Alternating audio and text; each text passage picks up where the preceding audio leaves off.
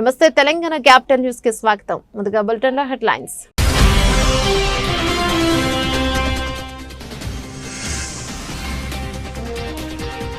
Upputeru drain కు అడ్డంకులు తొలగింపునకు తక్షణ చర్యలు. కొల్లేరుల సమస్యలపై సమీక్షలో ముఖ్యమంత్రి చంద్రబాబు.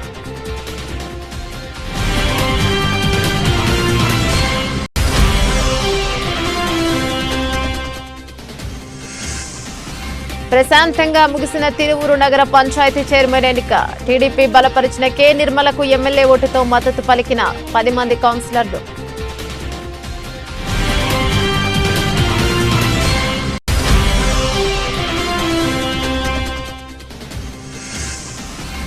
రోజు కొంత సమయాన్ని యోగాసనాలకు కేటాయించండి. ప్రజలకు సూచించిన జిల్లా కలెక్టర్ డాక్టర్ జి లక్ష్మీషా.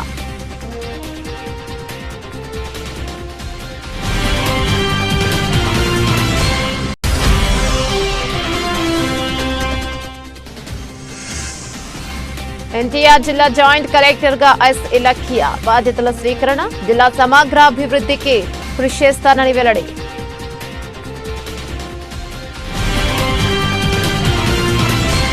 పర్యావరణ పరంగా కీలకమైన కొల్లేరు సరస్సును పరిరక్షించుకోవాల్సిన అవసరం ఉందని ముఖ్యమంత్రి నారా చంద్రబాబు నాయుడు అన్నారు. ఇదే సమయంలో ఆ ప్రాంతంలో ఉన్న ప్రజల సమస్యలను మానవీయ కోణంలో చూసి పరిష్కరించాల్సిన అవసరం ఉందని సీఎం అన్నారు. కొల్లేరుపై కోర్టు తీర్పుల నిబంధనలు, కేంద్ర సంస్థల ఆదేశాలు, స్థానిక పరిస్థితులు, పర్యావరణ కాంటూరు అంశాలపై సీఎం చంద్రబాబు సచివాలయంలో సోమవారం సమీక్షించారు. కొల్లేరు సమస్య పరిష్కారంపై పట్టుదలగా ఉన్న కూటమి ప్రభుత్వం దీనిపై దృష్టి పెట్టింది. ఇందులో భాగంగా సీఎం చంద్రబాబు రాష్ట్ర ప్రభుత్వ అధికారుల, ప్రాంత ఎమ్మెల్యేలతో సమీక్ష చేశారు. ఈ సందర్భంగా సీఎం మాట్లాడుతూ కొల్లేరు కాలుష్య కాసారం కాకుండా చూడాలి. కొల్లేరులోకి వెళ్తున్న డ్రైన్ వాటర్ కు ట్రీట్మెంట్ జరగాలి. విచ్చలవిడిగా డ్రైన్లు వదిలేసి కొల్లేరును కాలుష్యమయం చేసే ప్రక్రియకు బ్రేక్ పడాలి. డ్రైన్లో పొడికలు తొలగించాలి. నీరు సులువుగా వెళ్లే అవకాశం కల్పించాలి. కొల్లేరు నుంచి నీటిని సముద్రంలోకి తీసుకెళ్లే ఉప్పుటేరు ఆక్రమణలు తొలగించాలి. ఉప్పుటేరు పూడిక తీసి ఆక్రమణలు తొలగించి నీరు సముద్రంలోకి వెళ్లేలా చేయాలి.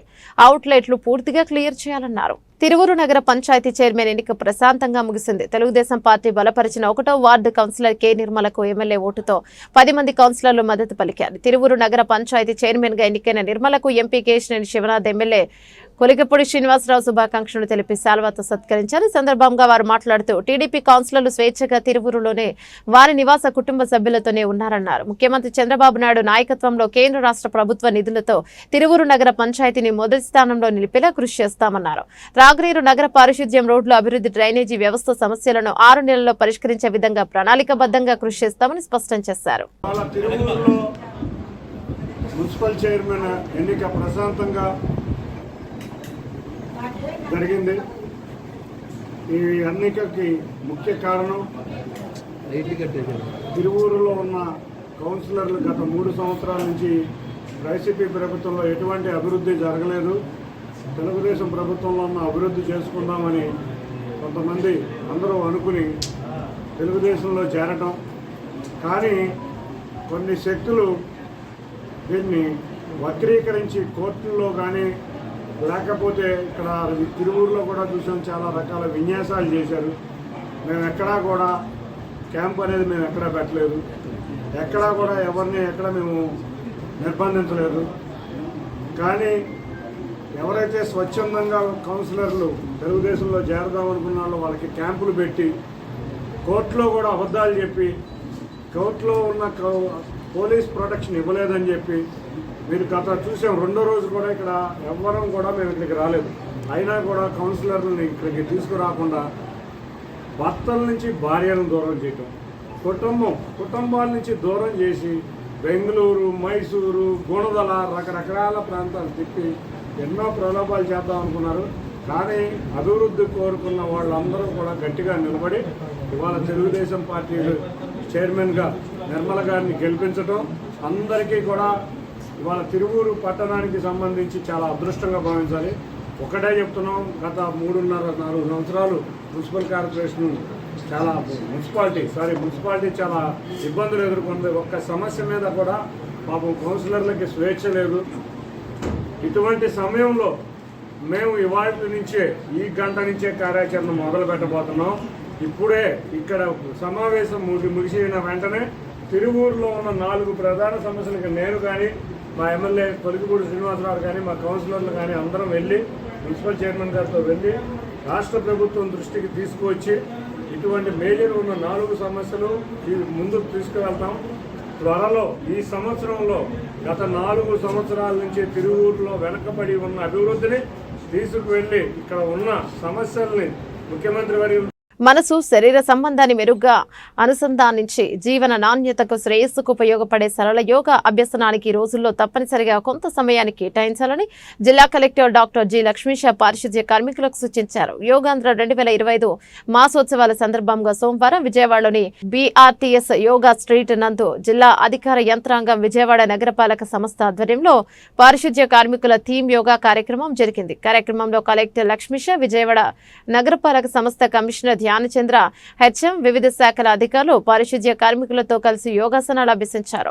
ఈ సందర్భంగా కలెక్టర్ లక్ష్మీష మాట్లాడుతూ పారిశుధ్య కార్మికులు ఉదయం విధులకు ఉపక్రమించే ముందు వీలున్నంత సమయాన్ని యోగాకు కేటాయించాలని, దీనివల్ల శారీరక ఆరోగ్యంతో పాటు మానసిక ఆరోగ్యం చేకూరి ఉత్సాహంగా పనిచేసేందుకు వీలుంటుందన్నారు. కేంద్ర ఆయుష్ మంత్రిత్వ శాఖ నిపుణుల సహాయంతో రూపొందించిన 45 నిమిషాల కామన్ యోగా ప్రోటోకాల్లో చాలా సరళమైన ఆసనాలున్నాయని, వీటిని చాలా తేలిగ్గా ప్రాక్టీస్ చేయొచ్చన్నారు. ఈ వర్గం ఆ వర్గం అని కాకుండా సమాజంలో ప్రతి వర్గానికి యోగా విశిష్టతను వివరించి ఆయా వర్గాల ప్రజలు జీవితాంతం యోగాసనాన్ని ఆచరించి ఆనందంగా జీవించేలా ప్రోత్సహించేందుకు రాష్ట్ర ప్రభుత్వం అత్యంత ప్రతిష్టాత్మకంగా యోగాంధ్ర మాసోత్సవాలు నిర్వహిస్తోందని వివరించారు. కొత్తగా యోగా నేర్పించే సంకల్పంతో ఈరోజు పిఎంసి శానిటేషన్ వర్కర్స్ని కూడా ఈరోజు పిలిపించి వాళ్ళందరికీ కూడా మీరందరూ ఎంతో కష్టపడి రోజు ఉదయం వెళ్ళేసి పనిని ధ్యానంలాగా చేస్తుంటారు. సో దాంతో భాగంగా ఏదైతే యోగా ప్రోటోకాల్ ఈ కామన్ యోగా ప్రోటోకాల్ ఉందో, సో దీన్ని కూడా మీరు ప్రాక్టీస్ చేసుకుంటే మీరు చేసే పనిలో ప్రొడక్టివిటీ వస్తుంది. అలాగే మీరు ఒత్తిడి లేకుండా పనిచేయడానికి దోహదపడుతుందని ప్రతిరోజు ఒక్కొక్క గ్రూప్ని పిలిపించి పెట్టడం జరుగుతూ ఉంది. ఈరోజు విఎంసి కమిషనర్ ధ్యానచంద్ర గారి ఆధ్వర్యంలో విఎంసి స్టాఫ్, అలాగే మీకు తెలిసే ఉంది బీఆర్టీఎస్ రోడ్లో ప్రతిరోజు యోగా జరుగుతూ ఉంటుంది. ఇది యోగా స్ట్రీట్గా కూడా డిక్లేర్ చేయడం జరిగింది. కాబట్టి ప్రతి ఒక్కరు వచ్చి ఇక్కడ ప్రతిరోజు యోగా ప్రాక్టీస్ చేసుకోవాలని సందర్భంగా కోరుకుంటూ ఈ యోగాంధ్ర కార్యక్రమాన్ని దిగ్విజయంగా నిర్వహించడానికి ఇది 13వ రోజు. ఇంకా జూన్ 21 తారీఖు వరకు ఇక్కడ యోగా జరుగుతుంది. అదే తర్వాత కూడా జరుగుతుంది. పబ్లిక్ కూడా వచ్చి ఈ కార్యక్రమాల్లో పాల్గొని ఈ కార్యక్రమాన్ని దిగ్విజయం చేయాలని ఈ సందర్భంగా కోరుకుంటూ ప్రతి ఒక్కరికి యోగాంధ్ర శుభాకాంక్షలు. మీరు ఒక అలవాటుగా మార్చుకోండి. మీరందరూ అర్లీగా లేకడం పెద్ద విషయం కాదు. అంటే మీరు by default me work profile అలా ఉంది కాబట్టి మార్నింగ్ లేచేస్తారు, అయిన తర్వాత పని ఉంటుంది. తర్వాత మీకు ఎప్పుడు టైం అవుతుందో ఖచ్చితంగా అప్పుడైనా అట్లీస్ట్ మీరు యోగా నేర్చుకోవడానికి మంచి ఆలోచనతో ఈ కామన్ యోగా ప్రోటోకాల్ ఇక్కడ నేర్పించినంత కూడా ఏదో చాలా హై లెవెల్ యోగా కాదు, జస్ట్ మీడియంగా అందరూ కూడా నేర్చుకునేంత అవకాశం ఉంది. కాబట్టి ఆల్ శానిటేషన్ ఎంప్లాయీస్కి నా రిక్వెస్ట్ ఏంటంటే ఇది ఒక భాగంగా చేసుకుని మీరు కాకుండా ఇంటికి వెళ్ళి ఇంట్లో ఉన్న పిల్లలకి అలాగే ఫ్యామిలీ మెంబర్స్ కూడా దీన్ని అలవాటు చేయాలని కోరుతూ ఈరోజు ఇక్కడ మన యోగా స్ట్రీట్లో బీఆర్టీఎస్ రోడ్లో వచ్చిన అందరు ఎంప్లాయీస్కి అసోసియేషన్స్కి ధన్యవాదాలు. ప్రత్యేకంగా కలెక్టర్ గారికి థ్యాంక్ యూ చెప్పాలి. ప్రతిరోజు మనకి ఇక్కడ బీఆర్టీఎస్ రోడ్లో డిఫరెంట్ థీమ్స్ డిఫరెంట్ డిపార్ట్మెంట్స్ ఇన్వాల్వ్మెంట్కి సార్ డైరెక్షన్స్ వరకు చాలా వరకు బాగా చేస్తున్నాము. ఇంకా బాగా చేయాలి. ఇంకా స్టెప్ బై స్టెప్ ఇంప్రూవ్ అవుతున్నాం. వెళ్తూ పెరగాలి తప్ప తగ్గడానికి లేదు. కాబట్టి అందరూ కూడా జూన్ 21కి మనం తయారవుతున్నాము. యోగా తెలియదు అని ఎవరు అనకూడదు. ఎంటైర్ విఎంసీలో ఎంప్లాయీస్కు తెలియాలి, పబ్లిక్ కూడా తెలియాలి. కాబట్టి అందరూ కూడా వచ్చారు. Thank you for everything. Thank you sir. అంతర్జాతీయ యోగా దినోత్సవ ఒక నెల మాసోత్సవంగా మే 21 తారీఖు నుంచి జూన్ 21 తారీఖు వరకు ఆంధ్రప్రదేశ్లో ఆచరించడం జరుగుతూ ఉంది. దీంట్లో భాగంగా ఎన్టీఆర్ జిల్లాలో బీఆర్టీఎస్ రోడ్లో ఒక యోగా స్ట్రీట్గా డిక్లేర్ చేసి ఇక్కడ ప్రతిరోజు ఉదయం 6 నుంచి 7 వరకు యోగా ప్రాక్టీస్ చేయడం జరుగుతూ ఉంది. మన జిల్లాలో దాదాపు 10 లక్షల మందికి ఈ ఒక నెల కాలంలో యోగా నేర్పించి వాళ్ళు యోగా ప్రాక్టీస్ చేసేలాగా చేయాలి. దీనివల్ల వాళ్ళ ఆరోగ్యం బాగుంటుంది, వాళ్ళ ఒత్తిడి తగ్గుతుంది, అలాగే వాళ్ళు చేసే పనిలో ప్రొడక్టివిటీ పెరుగుతుంది. ఇది విజన్ ఆంధ్ర 2047 సాధనకు కూడా దోహదపడుతుందని ఈ కార్యక్రమం చేపడుతున్నాము. ఇప్పటికే చాలా మంచి స్పందన ఉంది. చాలామంది పబ్లిక్ వాలంటీర్గా వచ్చి పాల్గొంటున్నారు. అలాగే యోగా అసోసియేషన్స్ వస్తున్నారు. అన్ని డిపార్ట్మెంట్స్ ఇన్వాల్వ్ చేసి ప్రతిరోజు ఒక్కొక్క థీమ్లాగా పెట్టుకొని ఒక్కొక్క గ్రూప్ ఆఫ్ పీపుల్ ఒక్కొక్క డిపార్ట్మెంట్ వాళ్ళని పిలిపించి ఇక్కడ యోగా నిర్వహించడం జరుగుతూ ఉంది. దీనికి మీడియా మిత్రులు అట్లాగే ఈవెన్ ఆఫీసర్స్, అడ్వకేట్స్, డాక్టర్స్ వీళ్ళందరినీ కూడా పిలిపించి చేయించడం జరుగుతుంది. ప్రతి ఒక్కరు మంచి స్పందన వస్తూ ఉంది. ఇది ఇలాగే కంటిన్యూ చేస్తూ మన జిల్లాని ప్రతి ఒక్క గవర్నమెంట్ స్కీమ్స్లో పర్ఫార్మెన్స్ నంబర్ 1 నిలపడానికి ఇది దోహదపడుతుందని ఈ సందర్భంగా భావిస్తూ ప్రతి ఒక్కరికి యోగాంధ్ర శుభాకాంక్షలు. కీలకమైన ఎన్టీఆర్ జిల్లా జాయింట్ కలెక్టర్ గా బాధ్యతలు స్వీకరించినందుకు చాలా ఆనందంగా ఉందని, జిల్లా సమగ్రామాభివృద్ధికి అధికారులతో కలిసి కృషి చేస్తానని నూతన జాయింట్ కలెక్టర్ ఎస్ ఇలక్కియా అన్నారు. ఎస్ ఇలక్కియా సోమవారం ఉదయం జిల్లా కలెక్టర్ కార్యాలయంలోని జేసీ ఛాంబర్లో బాధ్యతలు స్వీకరించారు. ఈ సందర్భంగా ఇలక్కియా మాట్లాడుతూ శూన్య పేదరికంతో పాటు స్వర్ణాంద @ 2047 లక్ష్యాలకు అనుగుణంగా రాష్ట్ర ప్రభుత్వ ప్రాధాన్యతలకు అనుగుణంగా ప్రజలకు సేవలు అందించనున్నట్లు తెలిపారు. సంక్షేమ అభివృద్ధి కార్యక్రమాల అమల్లో జిల్లాను ముందు వరుసలో నిలిపేందుకు కృషి చేయనున్నట్లు పేర్కొన్నారు. గతంలో రాజమహేంద్రవరం సబ్ కలెక్టర్ గా, కాకినాడ జిల్లా జాయింట్ కలెక్టర్ గా పనిచేస్తున్నట్టు తెలిపారు. ఎన్టీఆర్ జిల్లా జాయింట్ కలెక్టర్ గా బాధ్యతలు స్వీకరించిన అనంతరం ఇలకియా కలెక్టర్ డాక్టర్ జి లక్ష్మీశాను మర్యాదపూర్వకంగా కలిసి పుష్పగుచ్చం అందజేశారు. నూతన జాయింట్ కలెక్టర్ కు విజయవాడ ఆర్డీఓ కావురి చైతన్య, డిఎస్ఓ ఏ పాపారావు మరియు గ్రామ వార్డు సచివాలయాల ప్రత్యేక అధికారి జి జ్యోతి, కలెక్టరేట్ ఏఓ శ్రీనివాసరెడ్డి, వివిధ శాఖల అధికారులు, కలెక్టరేట్ సూపరింటెండెంట్లు తదితరులు శుభాకాంక్షలు తెలియజేశారు. జాయిన్ అయ్యాను. చాలా ప్రౌడ్గా ఫీల్ అవుతున్నాను. ఎన్టీఆర్ జిల్లాలో పనిచేయడం నాకు మంచి ఆపర్చునిటీ అని భావిస్తున్నాను. నేను ఆల్రెడీ 2 సంవత్సరం కాకినాడ జిల్లాలో జాయింట్ కలెక్టర్గా పనిచేశాను. దానికి ముందు సబ్ కలెక్టర్గా రాజమండ్రిలో పనిచేశాను. తర్వాత మెటర్నిటీ లీవ్లో వెళ్ళాను. సో ఒక చిన్న పాప ఉంది. ఇప్పుడు ఫస్ట్ డే ఆఫీస్కి వస్తున్నాను. కొంచెం ఓవర్వెల్మ్డ్గా ఫీల్ అవుతున్నాను. కానీ ఎన్టీఆర్ జిల్లాలో ఆఫీసర్స్ అందరూ కూడా మంచిగా పనిచేస్తారు నాకు తెలుసు. దాని విధంగా నేను కూడా ఈ ఎన్టీఆర్ జిల్లా అభివృద్ధి కోసం, డెవలప్మెంట్ కోసం ఖచ్చితంగా మంచిగా పనిచేస్తాను. ఇంకా ఏ సమస్య ఉంటే కూడా ప్రజలు కూడా నా దగ్గర డైరెక్ట్గా రావచ్చు, నా ఆఫీస్కి డైరెక్ట్గా రావచ్చు. మీకు వెయిటింగ్ కానీ జాయింట్ కలెక్టర్ని కలవడానికి వీలవ్వదు అలాంటి మాట ఎవరి నుంచి మీకు రాదు. సో ఎటువంటి సమస్య ఉంటే నా దగ్గర డైరెక్ట్గా రావచ్చు, లేకపోతే జాయింట్ కలెక్టర్ అఫీషియల్ నంబర్కి మీరు కాల్ కానీ మెసేజ్ కానీ పెట్టవచ్చు. మీ ప్రాబ్లం ఖచ్చితంగా సాల్వ్ చేయడానికి నేను 100% ట్రై చేస్తాను. ఇంకా గవర్నమెంట్ ప్రయారిటీ ప్రాజెక్ట్స్ ఏమేమి ఉన్నాయి, స్కీమ్స్ ఏమేమి ఉన్నాయి, అవన్నీ కూడా మంచి రూపంలో ఇంప్లిమెంట్ చేయడానికి ప్రయత్నం చేస్తాను. అందరికీ ధన్యవాదాలు. పశ్చిమ ఎమ్మెల్యే యలమంచిలి సుజనా చౌదరి జన్మదిన వేడుకలు నియోజకవర్గ వ్యాప్తంగా ఘనంగా నిర్వహించారు. సందర్భంగా ఆలయాల్లో ప్రత్యేక పూజలు నిర్వహించడంతో పాటు పలు సామాజిక సేవ కార్యక్రమాలు నిర్వహించారు. ఎమ్మెల్యే సుజనా చౌదరి ప్రజలకిచ్చిన హామీలు 100% అమలు చేసే దిశగా పనిచేస్తున్నారని బీజేపీ ఎన్టీఆర్ జిల్లా అధ్యక్షులు అడ్డూరి శ్రీరామ్ వెల్లడించారు. విజయవాడ పశ్చిమ నియోజకవర్గ ఎమ్మెల్యే సుజనా చౌదరి జన్మదిన వేడుకలు నియోజకవర్గంలోని పలు ప్రాంతాల్లో ఘనంగా నిర్వహించారు. ఈ వేడుకలను పురస్కరించుకుని చిట్టినగర్లోని శ్రీ మహాలక్ష్మి అమ్మవారి ఆలయంలో ఎమ్మెల్యే తనయుడు బీజేపీ జిల్లా అధ్యక్షులు అడ్డూరి శ్రీరామ్, పలువురు కూటమి నాయకులు పాల్గొని ప్రత్యేక పూజలు నిర్వహించారు. అనంతరం కలరా హాస్పిటల్ సెంటర్లో కేక్ కటింగ్ చేసి మహిళలకు చీరల పంపిణీ, పేదలకు అన్నదానం వంటి సామాజిక సేవా కార్యక్రమాలు నిర్వహించారు. నియోజకవర్గ వ్యాప్తంగా పలు సామాజిక సేవా కార్యక్రమాలను పెద్ద ఎత్తున చేశారు. కార్యక్రమంలో ఎమ్మెల్యే తనయుడు కార్తిక్ తో పాటు కూటమి నాయకులు పెద్ద సంఖ్యలో పాల్గొన్నారు. సందర్భంగా కార్తిక్ మాట్లాడుతూ ఎన్నికల సమయంలో ఇచ్చిన హామీలన్నీ 100% అమలు చేయాలని సంకల్పంతో కృషి చేస్తున్నామన్నారు. పశ్చిమ నియోజకవర్గంలో తన తండ్రిని గెలిపించిన ప్రజల రుణం తీర్చుకుంటామని స్పష్టం చేశారు. అనంతరం ఎన్టీఆర్ జిల్లా బీజేపీ అధ్యక్షులు అడ్డూరి శ్రీరామ్ మాట్లాడుతూ తమ ఎమ్మెల్యే సుజనా చౌదరి పుట్టినరోజు పురస్కరించుకుని నియోజకవర్గంలో భారీ ఎత్తున సామాజిక సేవ కార్యక్రమాలు చేపట్టామన్నారు.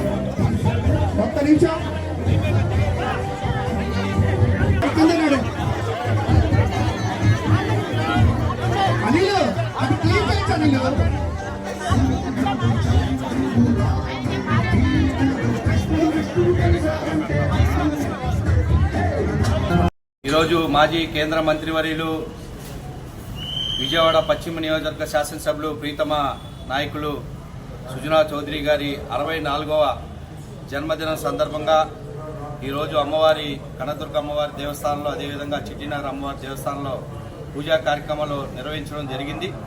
వారి కుమారుడు ఈ యొక్క దేవాలయాల్లో అమ్మవారిని దండం పెట్టుకొని ఈ యొక్క విజయవాడ పశ్చిమ నియోజకవర్గ ప్రజలు ఏ విధంగా నమ్మకంతో ఓట్లేసి గెలిపించారో వాళ్ళందరికీ కూడా న్యాయం చేసే దిశగా మేము తప్పకుండా అడుగులు వేస్తాము.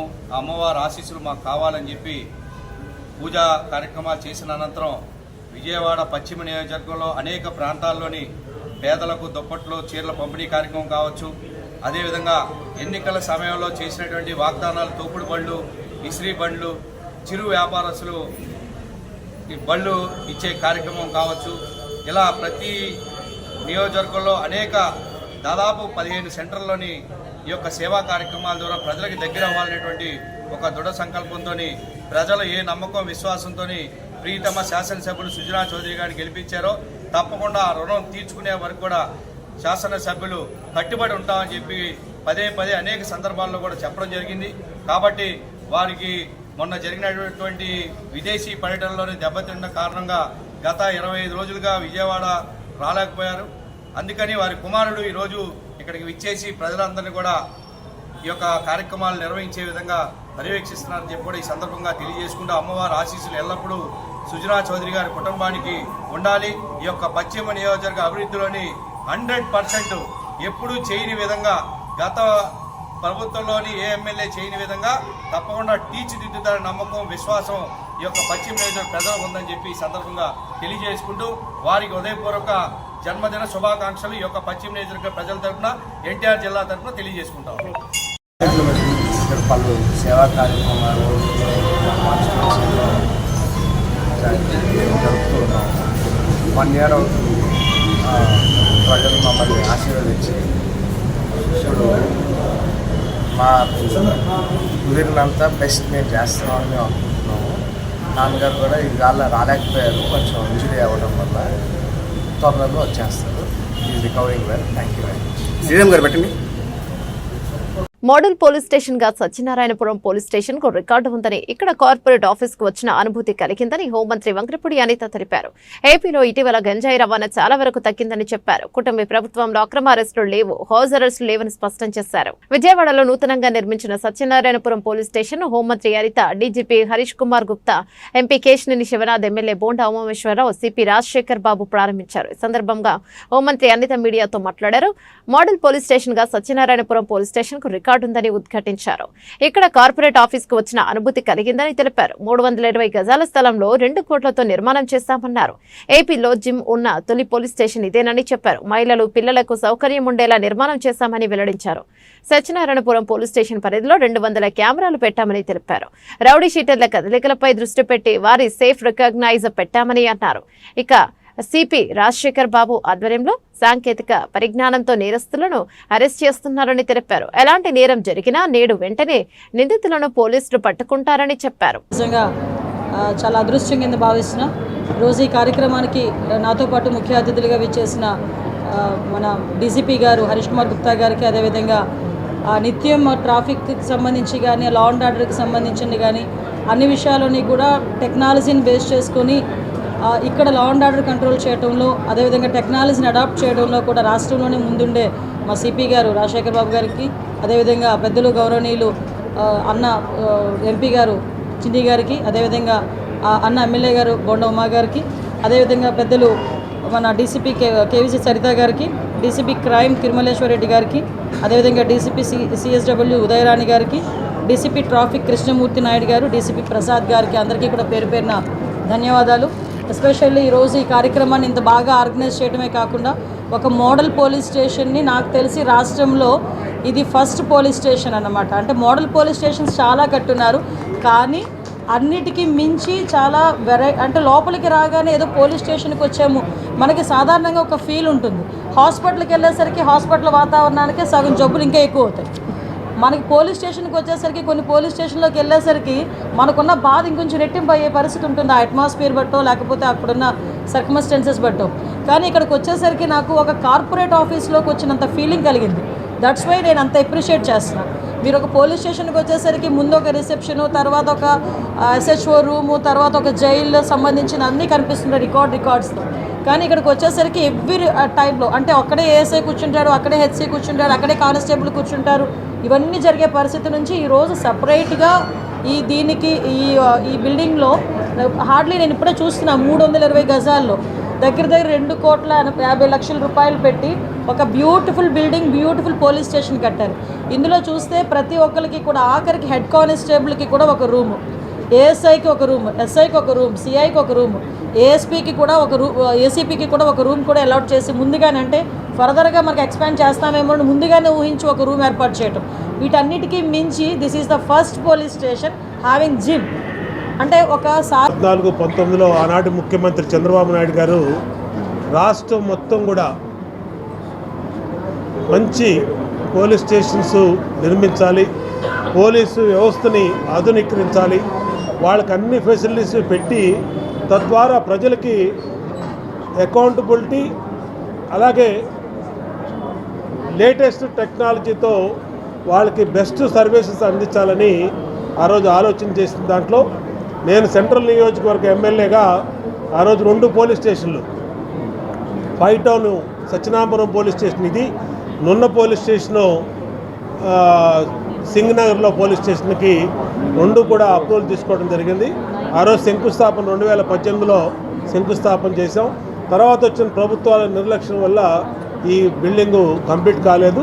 ఇవాళ మళ్ళా గౌరవ ముఖ్యమంత్రి చంద్రబాబు నాయుడు గారు మళ్ళీ ముఖ్యమంత్రి అయినాక అన్ని రకాలుగా అత్యాధునికమైన టెక్నాలజీని అనుసంధానం చేస్తూ ఈరోజు సిపి గారు రాజశేఖర్ బాబు గారు కానీ, అలాగే హోమ్ మినిస్టరు అనిత్ గారు కానీ, అలాగే పార్లమెంట్ సభ్యులు చిన్ని గారు, డీజీపీ గుప్తా గారు, వీళ్ళందరూ దీని మీద ప్రత్యేకమైనటువంటి దృష్టి పెట్టబట్టి ఆంధ్రప్రదేశ్లోనే మొట్టమొదట అత్యాధునిక వసతులతో అన్ని ఫెసిలిటీస్, ఒక ఐటీ కంపెనీకి ఏ విధంగా వెళ్తే ఎలా ఉంటుందో, ఎవరైనా కంప్లైంట్ చేయడానికి వచ్చినప్పుడు కానీ, కంప్లైంట్లు తీసుకునే విధానంలో కానీ జవాబుదారుతనంగా ఇక్కడ అన్ని వ్యవస్థలు, ల్యాప్టాప్లు పెట్టారు, రెస్ట్ రూములు పెట్టారు, ఉమెన్ రెస్ట్ రూములు పెట్టారు, మేల్ రెస్ట్ రూములు, dining rooms, gym, yoga room, అలాగే ఏసీపీ గారికి కానీ, సిపి గారికి కానీ, ఎస్ఐ గారికి కానీ అందరికి కూడా సపరేట్ రూములు పెట్టి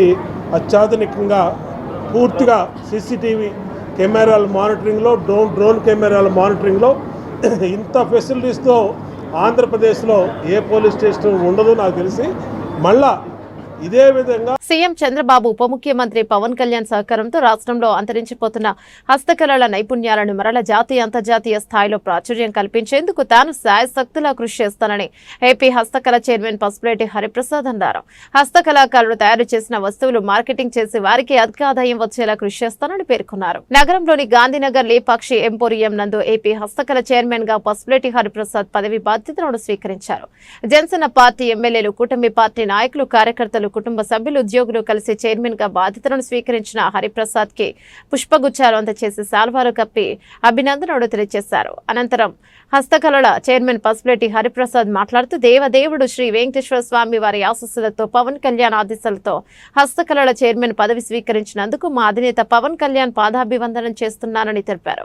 సీఎం చంద్రబాబు, ఉప ముఖ్యమంత్రి పవన్ కళ్యాణ్ సహకారంతో రాష్ట్రంలో అంతరించిపోతున్న హస్తకళల నైపుణ్యాలకు మరలా జాతీయ అంతర్జాతీయ స్థాయిలో ప్రాచుర్యం కల్పించేందుకు తాను శాయశక్తిలా కృషి చేస్తానని పేర్కొన్నారు. హస్తకళాకారులు తయారు చేసిన వస్తువులు మార్కెటింగ్ చేసి వారికి అధిక ఆదాయం వచ్చేలా కృషి చేస్తారని స్పష్టం చేశారు.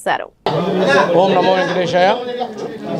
పవన్ కళ్యాణ్ సార్ ఆదేశాల మేరకు ఆంధ్రప్రదేశ్ ప్రభుత్వం ఇచ్చిన ఈ హస్తకళ కార్పొరేషన్ చైర్మన్కు వన్నె తెచ్చే విధంగా హస్త కళాకారులను ఆంధ్రప్రదేశ్ రాష్ట్రంలో వాళ్ళను కాపాడుతూ, వాళ్ళ కళను ప్రమోట్ చేస్తూ, వాళ్ళ కళలకు ప్రాఫిటబుల్గా ఆర్గనైజేషన్ ఉంటూ, ఆ ఫలాలు ఏదైతే వాళ్ళు కష్టపడి పనిచేసి తయారు చేస్తున్న వాటిలో ఫలాలను వాళ్ళకు అందే విధంగా ముందుకు తీసుకువెళ్తూ ఆర్గనైజేషన్ని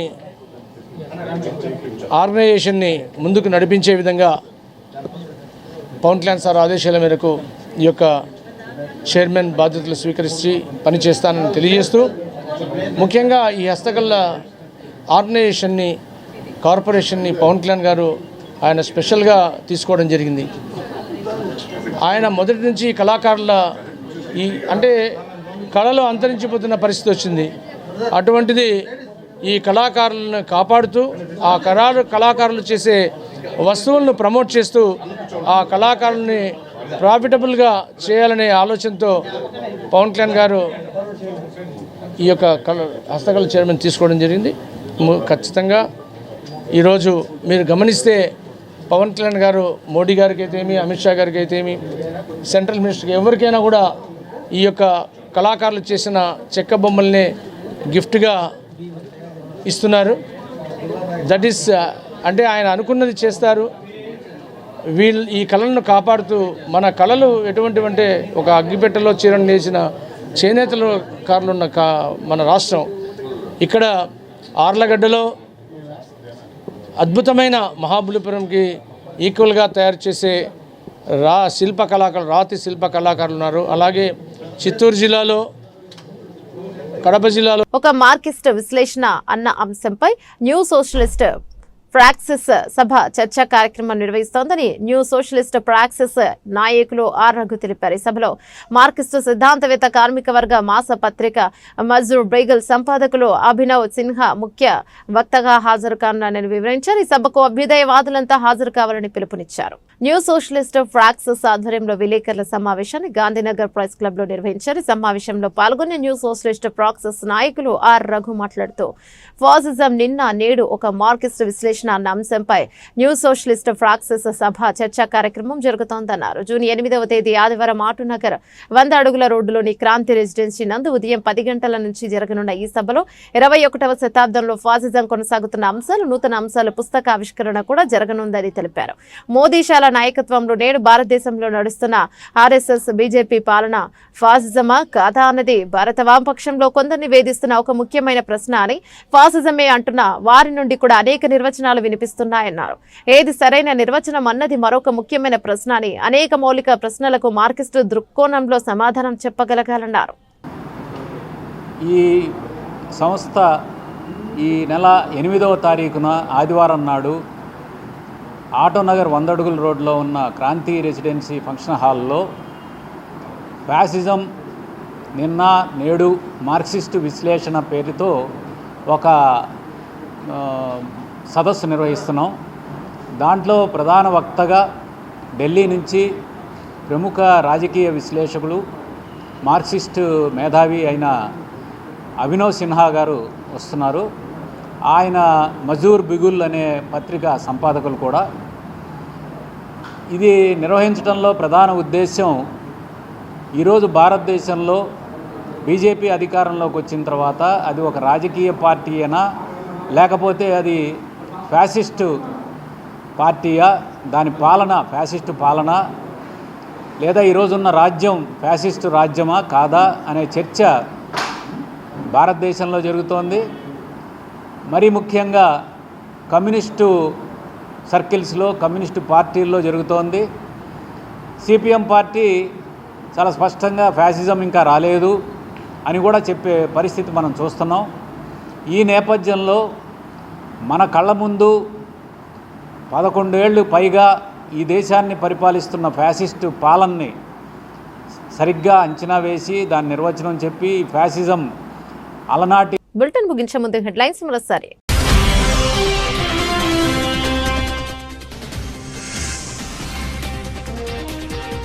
ఉప్పుటేరు డ్రైన్ కు అడ్డంకులు తొలగింపునకు తక్షణ చర్యలు, కొల్లేరుల సమస్యలపై సమీక్షలో ముఖ్యమంత్రి చంద్రబాబు.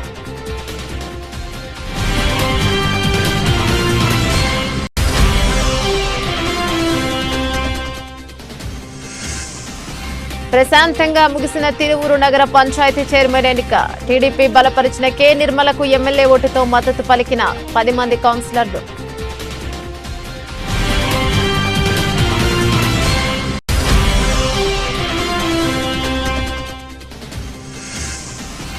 రోజు కొంత సమయాన్ని యోగాసనాలకు కేటాయించండి, ప్రజలకు సూచించిన జిల్లా కలెక్టర్ డాక్టర్ జి లక్ష్మీషా.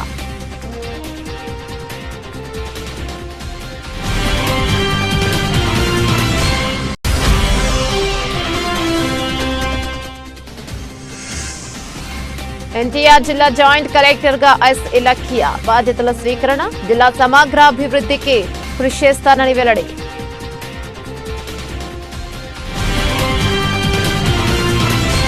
ఇవి బులెటిన్ డీటెయిల్స్. మరో బులెటిన్ లో మళ్ళీ కలుసుకుందాం. అంతవరకు సెలవు, నమస్తే.